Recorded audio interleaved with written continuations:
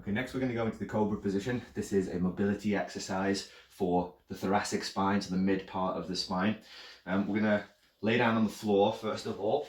We want to get our hands underneath or just slightly in front of our shoulders, and then we're going to press through the ground, looking to fully extend through the elbow to lock them out.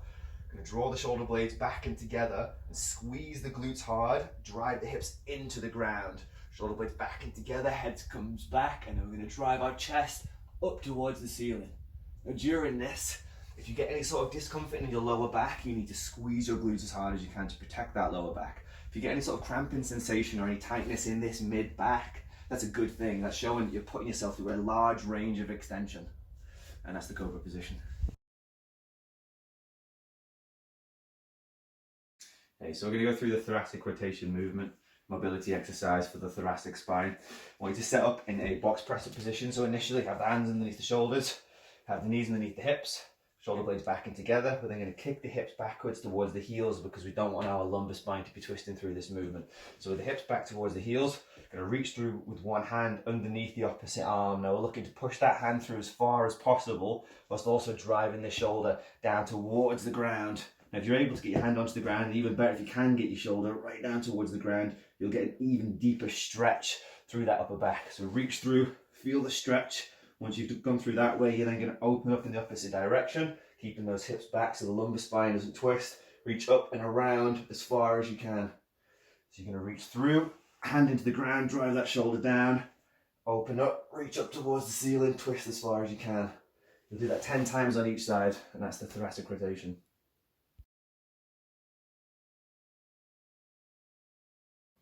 Okay, so we're going to go through the butcher's block stretch next. This is a good stretch for the lats, also pushes the shoulders to the very, very back of the capsules. It helps a lot with overhead position.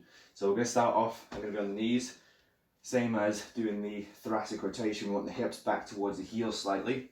Whatever support you're using, I'm just using a couch. You're going to put your elbows up on top of, I want you to interlock your fingers, and you're going to drive your head down through the middle of your own arms. Now as you do this, I want you to start by having a little bit of flexion through the spine. So you're actually going to bend slightly, you're going to arch forward slightly, because as we push our chest down towards the ground, we'll straighten out into a neutral position. If we start in a neutral position, more often than not, you see people going into a hyperextended back, which we want to avoid.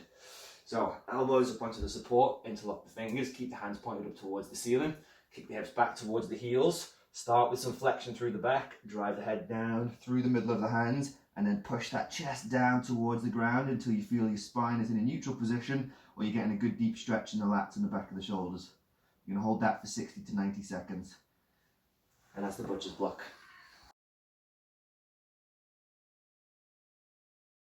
Okay, so we're going to go through the Pallof Press next. This is a core exercise, primarily for anti-rotation. You'll notice through a lot of the training that we do, we're not looking to go through flexion and extension through the spine multiple times. What we're going to try and train instead is the ability to have a good core stability. So this being anti-rotation is one of those elements. So you'll need a band for this. Let's start off with quite a light band. The way you're going to set up, get the anchor point off to one side. You're going to face perpendicular to the anchor point. Put your hand through the center of the band. That's the easiest way I find it. And then step away from the anchor point so there's a good amount of tension on this band already. Building the position from the ground up. Rip that floor apart. Quads, glutes, hamstrings, core, shoulder blades back and together. The movement here, you're going to punch out with speed, not losing the position through the spine. Hold for a second, then come back in nice and slow. So it looks like this, shoulder blades back and together. In nice and controlled. Out with power, hold, in under control. So you should feel a real force trying to rotate you towards the anchor point. Now another way we can make this a little bit more difficult, a progression for it, is we're going to bring in a kettlebell to hold by the side as we do this movement. So not only are we getting the anti-rotation, core stability, we're also now developing anti-lateral flexion because we're having to fight to keep the body upright. So I'll take a kettlebell in one hand, step away from the anchor, shoulder blades back and together, lock it into the ground, and a brace, punch away with speed, back in under control. And that's the Pallof Press.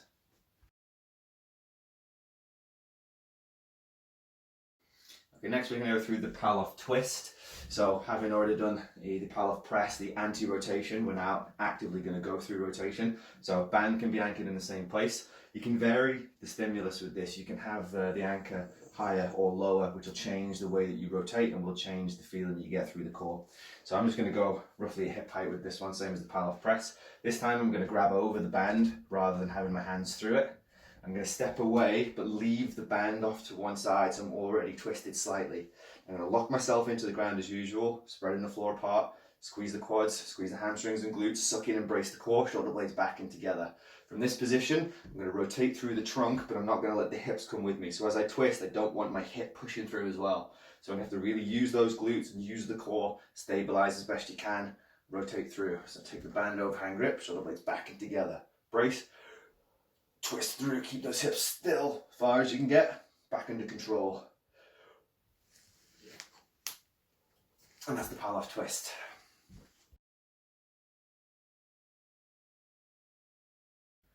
Yep, so we're going to go through the band pull apart. So grab your red band or one of the lighter bands that you've been able to get your hands on.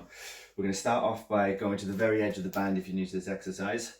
So what we'll do is, to set up, we want to have our shoulder blades pulled back and together, squeezing our glutes and squeezing our core. When people are going through this exercise, pulling the band apart, they'll very often lose tension in their glutes and core. And when they do so, they lose the position of the back and to go into hyperextension. So remember, squeeze the glutes, suck the core in, engage it, shoulder blades get pulled back and together, and then from that position, we're just going to bring our hands apart as far as we can, squeezing the shoulder blades together hard, forwards under control. We want to get roughly a 1 second pause between each rep. So squeeze and forwards. That's horizontal. We're then going to change into diagonal. So one hand up, one hand down, all the principles the same. Glutes, core, upper back all engaged. Pull apart, keep tension on the band, swap over. Keep tension on the band, swap over. And that's the band pull apart.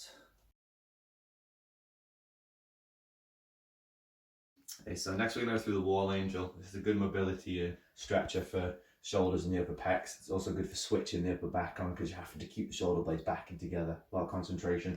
So up against any wall, I want you to go down into roughly a quarter squat position. Keep the hips driven in towards the wall. Now, one of the most important things when doing this exercise or any overhead press is to keep stability through the core, keep the spine neutral. A lot of people lose the position in the lower back when they go into an overhead position. So this will tell you if you're doing that because you'll feel your back coming away from the wall.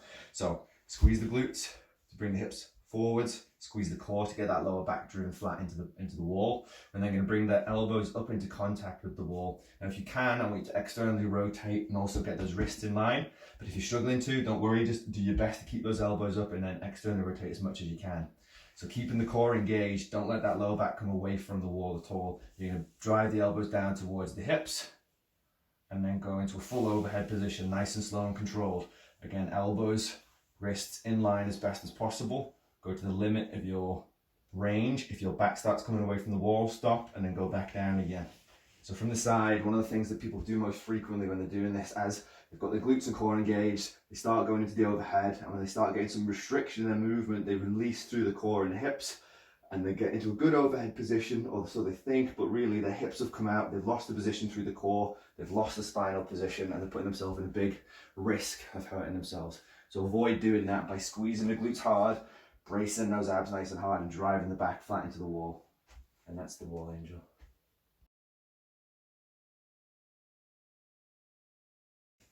Okay, so we're going to go through the seated row using a band for this. I want you to sit yourself down on the ground.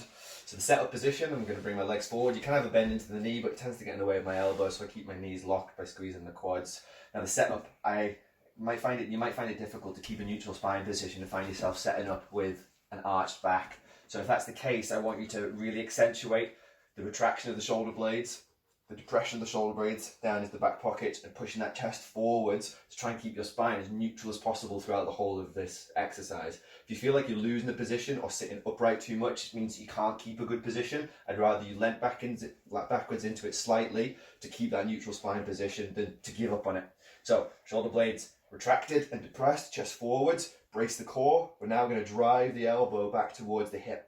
We can have roughly a 45-degree angle again away from the body, but we don't want the elbows up anywhere near the shoulders. So I'd rather you have those elbows in towards the sides or slightly away, but definitely not anywhere higher than that.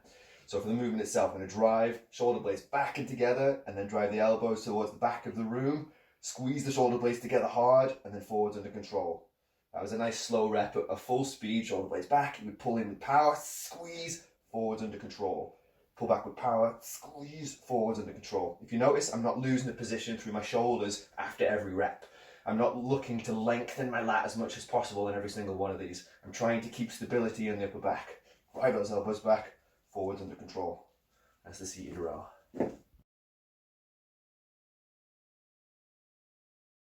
Okay, next we're going to go through the straight arm pull down. So to set this up, ideally I would have a higher anchor point than this, but where I am I don't have, so adapt and overcome. I'm just going to go at the height that I have available and drop onto my knees instead. Or what you can do is you can just kick the hips backwards, keeping the shoulder blades back and together, and create the angle some more for yourself. So I'll go onto the knees first and then I'll change it over. So I'm going to take a band in each hand. The setup, keeping the glutes engaged, core engaged, shoulder blades back and together. Take a big breath in, brace the core, shoulder blades back. With straight arms, with your elbows locked, you're going to pull your hands in towards your hips. Hold for a second, forward under control. Shoulder blades back and together, glutes and core engaged, hands to the hips, forwards under control. If I'm doing this standing, exactly the same, only now I'm going to kick those hips backwards into a hip hinge position. I'm keeping my core braced, my glutes engaged, my shoulder blades back and together so I don't lose the position through my back. I'm trying to keep a nice neutral spine. Exactly the same movement though. Big brace, shoulder blades back and together, hands into the hips, power, hold, forwards under control. And that's the straight arm pull down.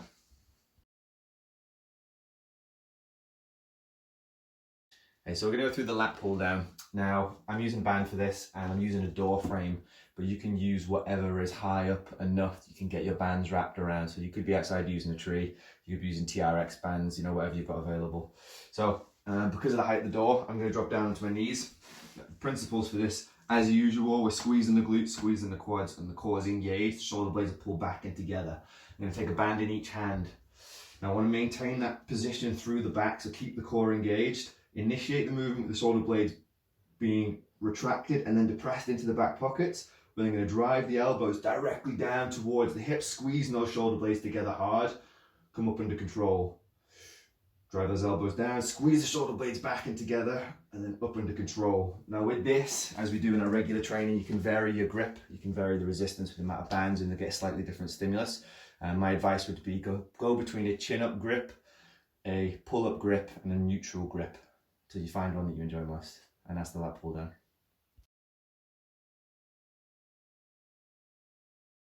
Okay, so we're going to go through the banded floor press. This is a variation that you can do with kettlebells as well if you have them, or with dumbbells.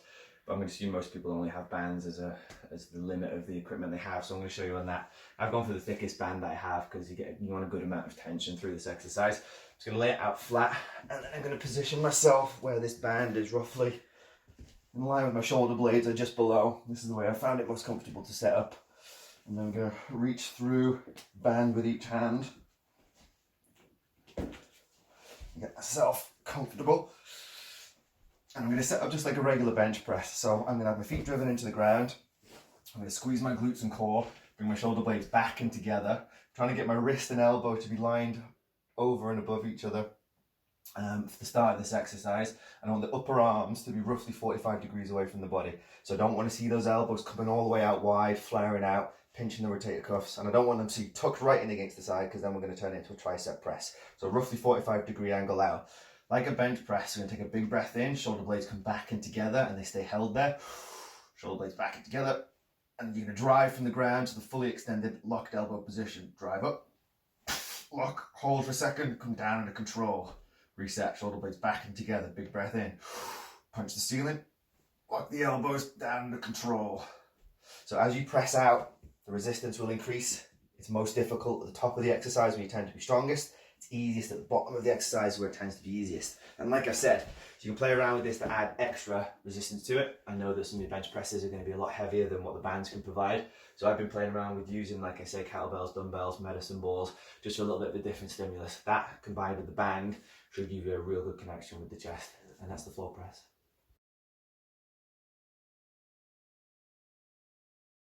Okay, so next we're going to go through the Powell Raise. I'm just going to use this bench. You can use a sofa, you can use a bed, anything that gets you up off the ground. We just don't want you to be too low to the ground because your hand will hit the floor too soon. That way you won't get a good range out of it. If you can't get anything higher up, just go as high as you can.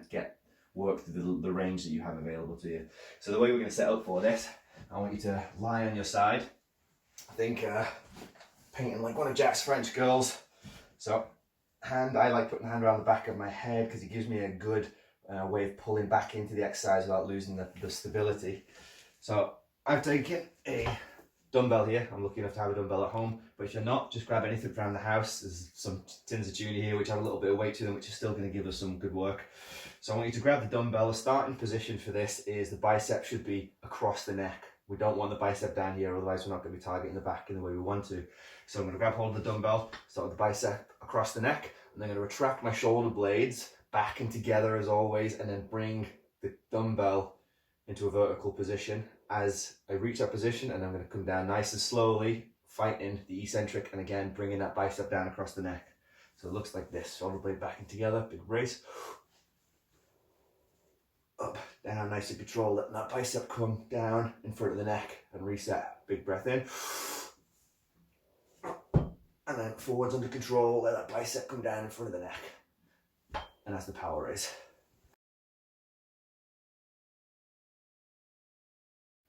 Okay, so we're going to go through the lateral raise with a band, and we're also going to throw in some circles in that movement as well as a progression if you find the lateral raise a little too easy, or you're just getting a little bit bored of it because it's quite repetitive.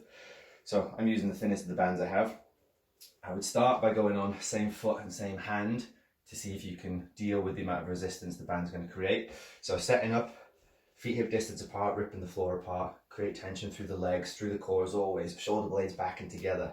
So shoulder blades pulled back and then pushed down into the ground. We're not wanting to light up the upper trap when we do this movement. We're wanting it to stay on the deltoids.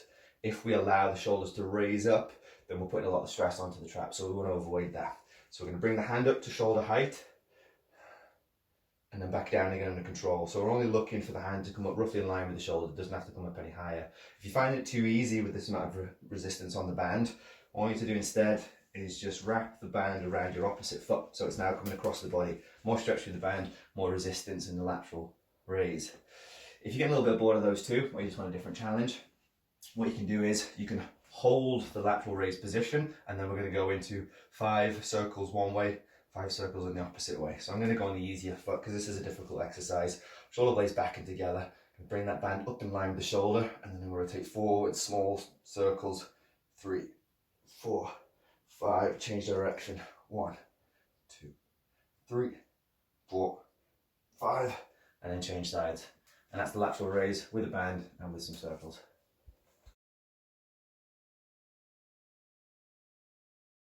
Okay, so we're just going through the 3 exercises that are in for the first lot of conditioning on the second push-pull day. So we've been through the seat row already, but we'll be doing this for 60 seconds in this AMRAP. So set up like before, keep those legs straight, shoulder blades back and together, lean back slightly if you need to keep a neutral spine. Just don't allow yourself to go through any flexion or hyperextension. So neutral spine, shoulder blades back and together, get some tension on the band.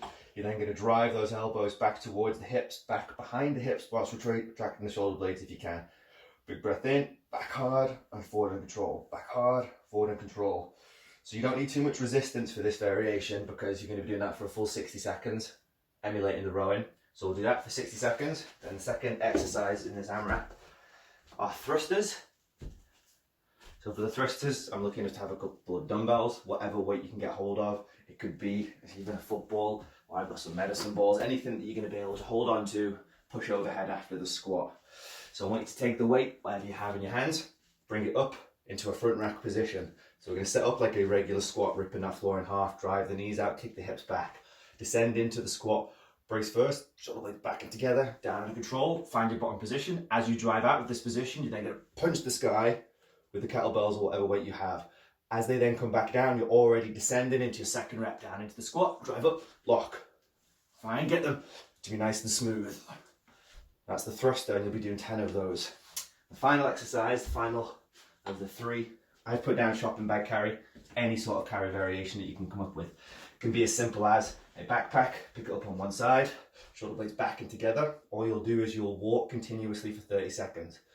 Now you can change the variation as you go through. If it becomes repetitive, change sides. You can bring it up onto one shoulder, so all the weight just on one side of your body, and then walk. You could also go into the Zercher carry, which we've done in the gym before. When you have the weight in the crook of your elbows, and you drive it into the chest, bring the shoulder blades back and together, do exactly the same thing. A conscientious walk for 30 seconds. You'll do those 3 exercises on repeat for 15 minutes, see how many rounds you can get through.